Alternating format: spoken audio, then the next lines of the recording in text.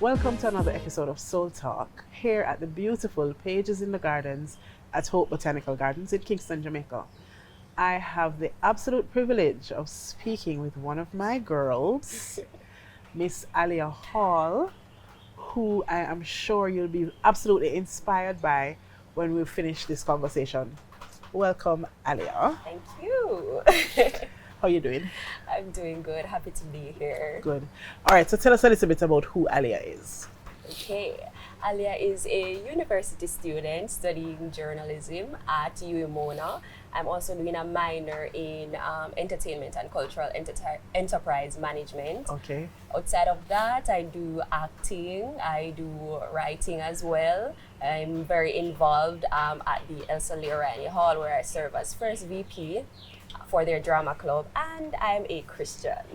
Okay, so you drop one thing there. So what is the Aliyah Hall? Okay, it is the absolute best hall on the UMona campus, the number one, the hall of halls.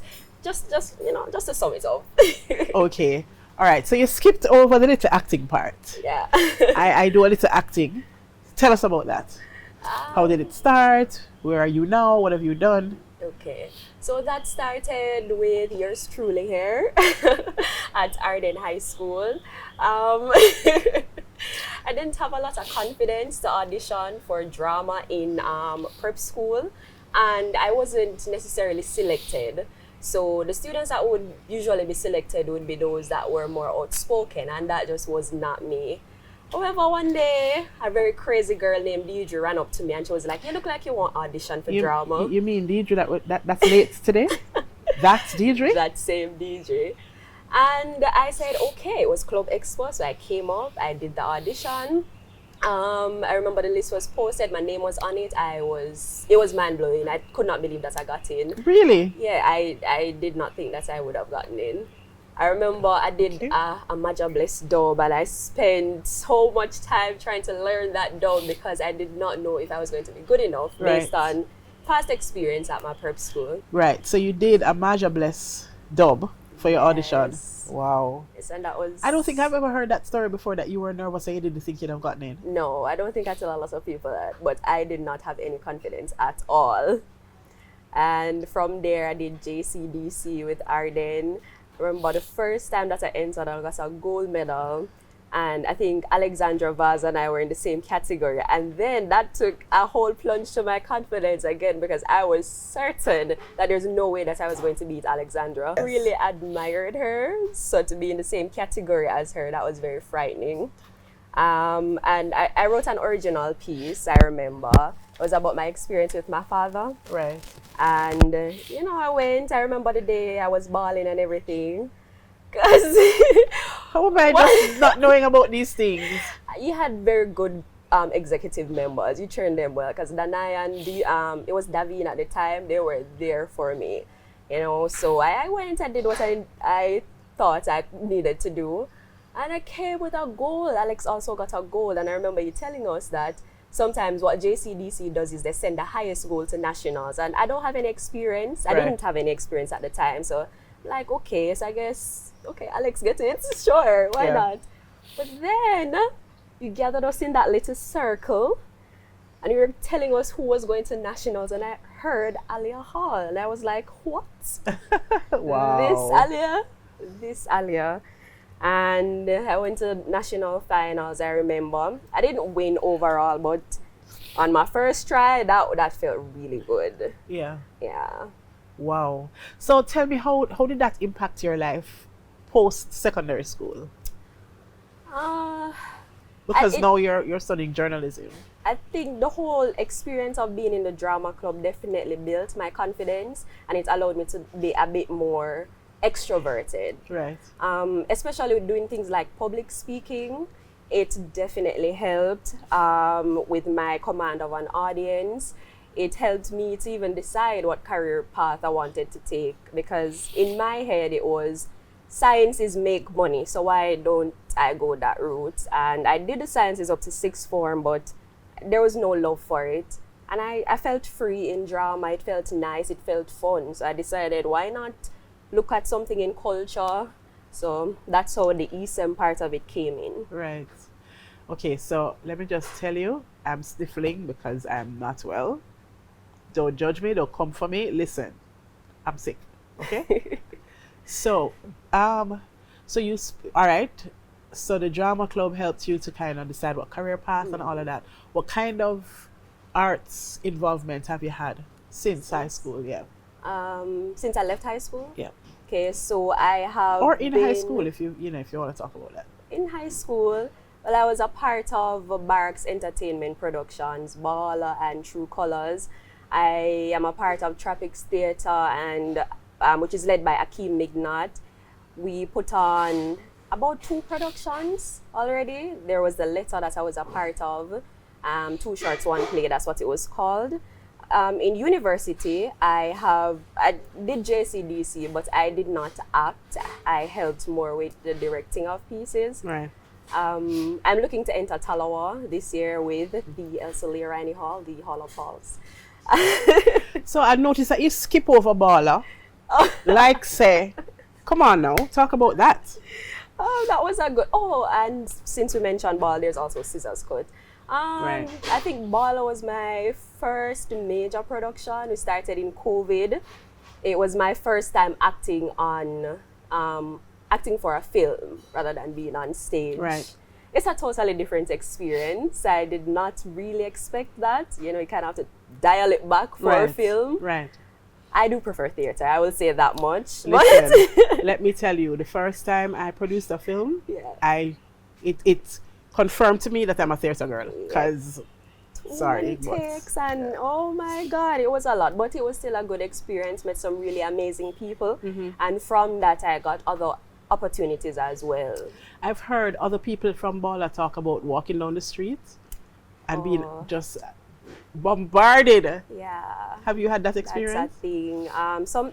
Because I think when people see you on screen, they feel as if they know you. Right. Right? So sometimes, they'll start and they'll, hey, you shouldn't do that, and whatever. And okay, but then you have those who will come, and I know they mean well, they just run and hug you like they know you from Wapikill film. And I'm kind of introverted. I was about to say, for somebody who is struggling to be extroverted. So sometimes it is very frightening, but I kind of catch myself and just say, yeah, man, I appreciate the support and love, because they do mean well. Yeah. Yeah. Wow, that's crazy. So do you think you're going to be exploring more acting experiences moving beyond university? Definitely. I would love to, because I think that acting just helps with general growth. And as I said, it helped me to become a better public speaker, to become better individually. So I would like to pursue that, and I would love to, grow my talent and see where it takes me. Nice. All right. So you also mentioned, you made it very intentional to mention that you're a Christian. Yes. Talk to me about that. So I started going to Family Word and Worship Church I think it was in the COVID period. I was invited there before by yours truly, but I did not go back after that first visit. However, I remember one day, I think I was doing a recording for JCDC at the church, or something was happening there. Probably Joel. Yeah, and Kerry was there, Danger was there. They were saying, hey, why don't you come, pay us a visit? And I said, okay. So I came once. Then I came back the second time, and I was like, wow, this pastor man, Pastor Junior, talk us something about him. It's just something about him. The first time that I went there, it took me by surprise how welcoming everyone was. I came and I was greeted with a hug, and again, introverted. So that was kind of like, okay, fine. But yeah, I kept going. I loved the worship, and I finally felt a place where I belonged. It wasn't too strict on, policing how I looked. They were focusing on who I was more and my growth, and I really appreciated that. Eventually, I got baptized at Family Word and Worship. So many blessings have arisen out of that church. Scholarships, so many things. It's the only reason why my relationship with God and the connections that I've formed from that church is the reason why I am able to afford university today. So yeah, God is a big part of my life. So let me ask you now, right? So you're very involved in theater and in online productions, film, TV, that kind of thing. How does that square with your Christian walk? Do you find that you have conflicts inside of yourself? Do you find that there are obstacles? How do you navigate those? It has happened, it does happen, but the first time that it happened, I was very afraid because I did not want to offend the director in any way. And I think I spoke to Joel about it, and he was saying he could not see me playing that role. So, I just declined that. And then it happened a second time. When you say it happened and that role, Okay. what do you mean? I received a script, and the character that I was supposed to play was completely opposite of my Christian values. So I was battling with, it's just a character though, it's Right. not who I am, but I am a representation of Christ. What I do is a representation of him. So eventually I came to the conclusion that I could not do that role. The same thing happened again, but I already started that production. And then there was a scene that I was not very comfortable with. So I started doing some introspection. And if God is the center of my life, then he basically has the world in his palms. If I lose this gig, then he can provide something else. So prayed about it, went to the director and I said, hey, this scene, I am not comfortable doing this in front of people. And he said, no problem, we'll just cut it. And I said, oh, okay. And we just cut it. So these days, if it's something that's going to conflict with my values, with what God wants for me, then it's just a no-no. It's interesting. So you're learning, because you talk about being a little introverted. Aliyah, who didn't think should have gotten into the drama club and who Yeah. didn't think should go up against this person and that person, and now you're speaking up for yourself. Yeah. What would you say to that Aliyah? What would this Aliyah say to that Aliyah who was auditioning for the drama club? I tell her that she is loved and she will find her way. Just give it time. Because I think finding my identity in Christ, which drama also helped with, just unlocked everything. Identity is very important. And when you don't know who you are, then you accept all sorts of things.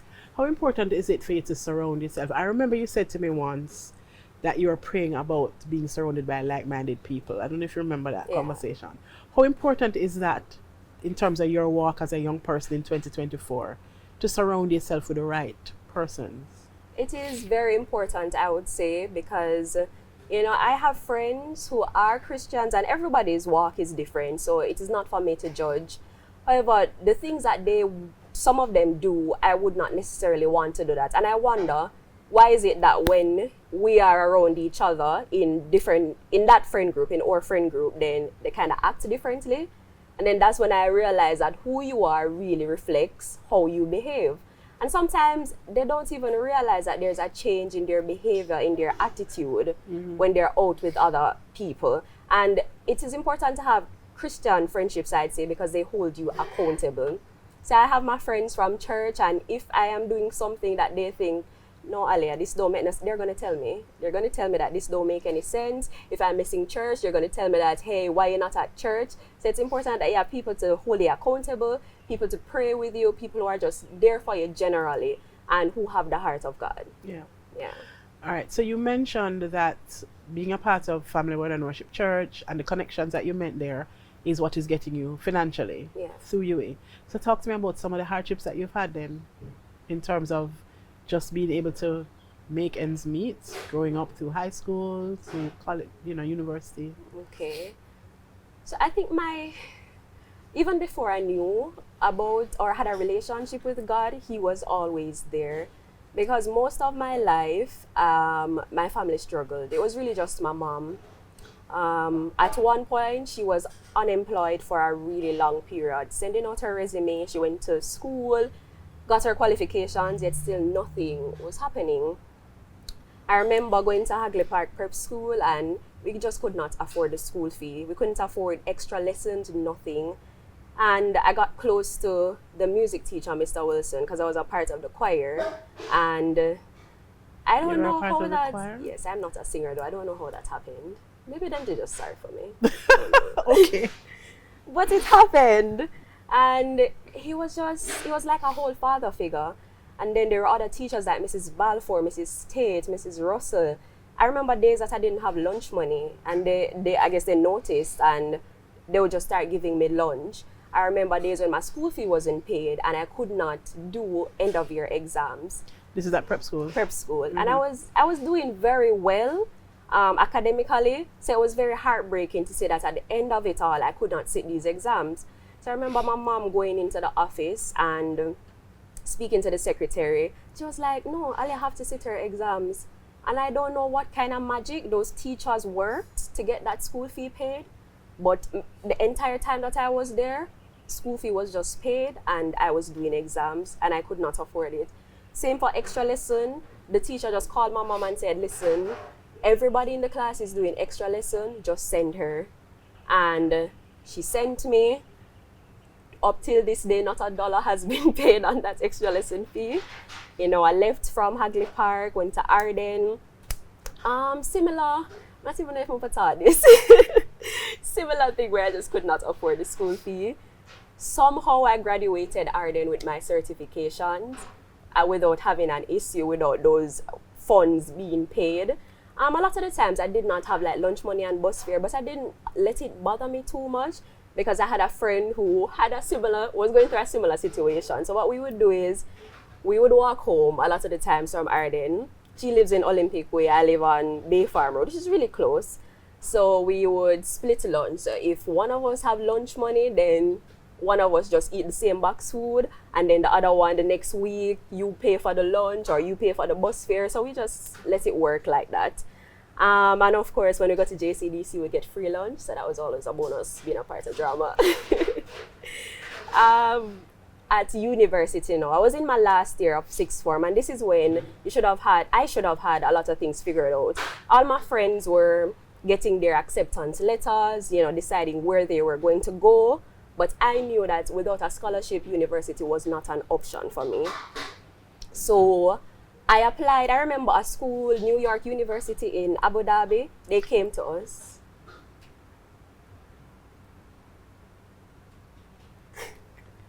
Okay, we had a little guest just flying around just now, but it's okay, we'll continue.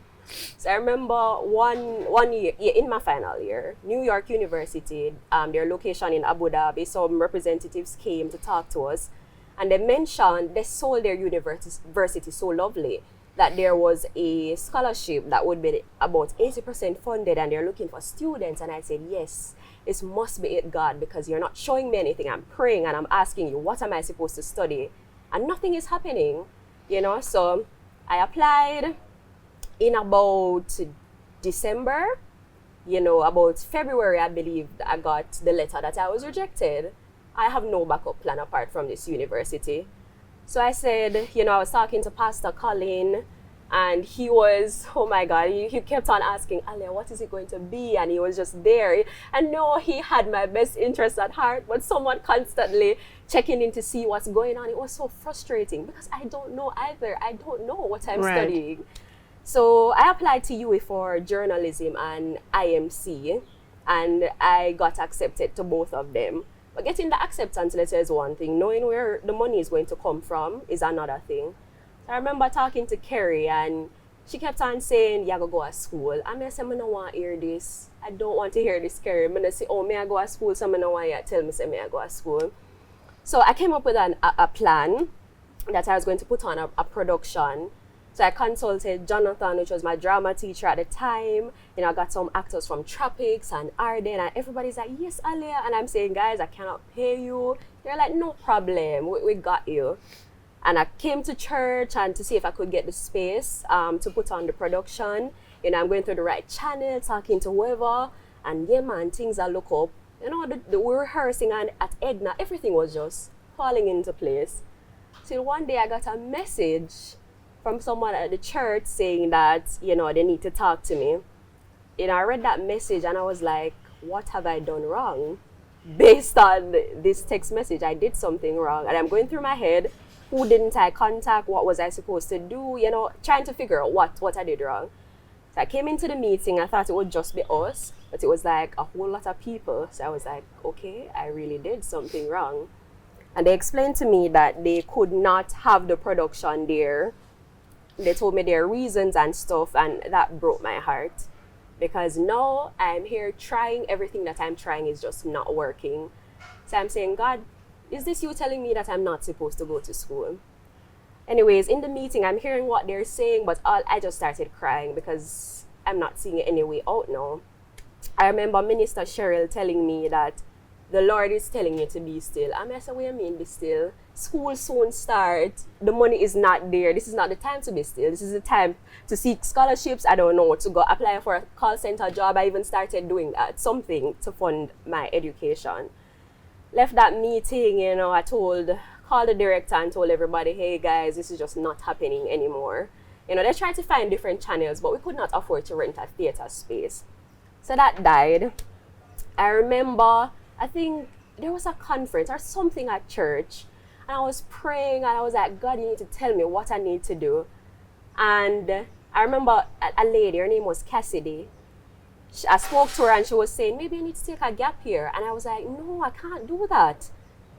But during the conference, I felt resolute that, okay, fine, a gap year it is. So I went to Pastor Colin and I said, you know what? I think God wants me to take a gap year and that is what I'm going to do. Then he says, I don't know about that. So I said, sir, Pastor Colin. I'm over in this. In true Pastor Colin fashion. I'm over this. I'm not fighting anymore. And university is not something that I'm going to do. So I remember just giving up, and saying, you know what, God, yourself a be still or whatever, fine. Have it your way. It was my friend's birthday. I remember that day we were going to the beach. And we went to church first. I was in church worshiping, and then after church, I got a little tap on my shoulder from someone saying, meet me in pastor's office. Like, okay, cool. Going to the office, and then she says to me that her husband had a dream. He woke up, and he was calling out my name, and he said, Aliyah, we have to help Aliyah. Then she said to me, how much is your tuition? And I told her, and she says, we are committed to 1/3 of that. And of course, I just start bawl, because what you mean? You don't know me, your husband don't know me to be waking up screaming my name. Like, sure, I see at church, but we've never had an exchange, anything. So, what is this? So they commit to that, and then after that, everything just started falling into place. I remember being called into another meeting with Pastor Colin, and then people that I don't know, I've never seen before, just started chipping in. My tuition would just be paid, and I just get something saying, confirmation that it is paid, and I'm like, what? Where is this coming from? I got housing for free. Everything just fell into place, and it is only by the grace of God. Like, I just kept asking, what did I do to deserve this? Because it's just so unfathomable. It's so mind-blowing. Up till date, I don't understand how everything fell into place and is falling into place. My mother don't lift a finger. No money don't come out of her account. And at the same time that I got my acceptance, she got a job at KPH as a nurse. So everything God just work everything together. When him say be still, it mean be still. What does be still mean for you? I think it's surrender. That's what it means. So at some point, you just have to trust, because he says that he knows the plans that he have for you. You have to trust in those plans, even when you don't know what they are, because I did not know what they were. And just let go. Stop trying so hard sometimes. Let him lead. Wow.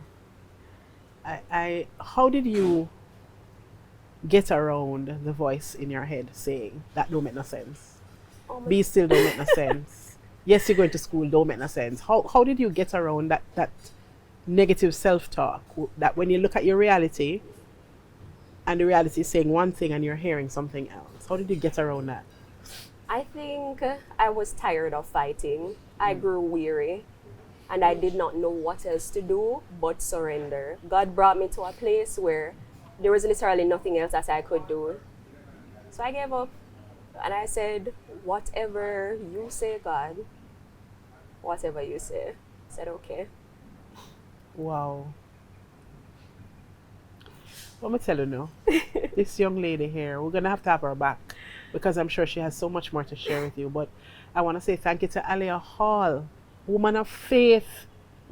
All know me can't believe that she did afraid for audition for the drama club. I had no clue. No, and look at her now, just talking about the goodness of God. Thank you for coming. Thank you so much for having me. So, here from Pages in the Garden, it's another episode of Soul Talk. We've been talking with Aliyah Hall. We're going to have her again, I'm sure. But thank you for watching. See you next time.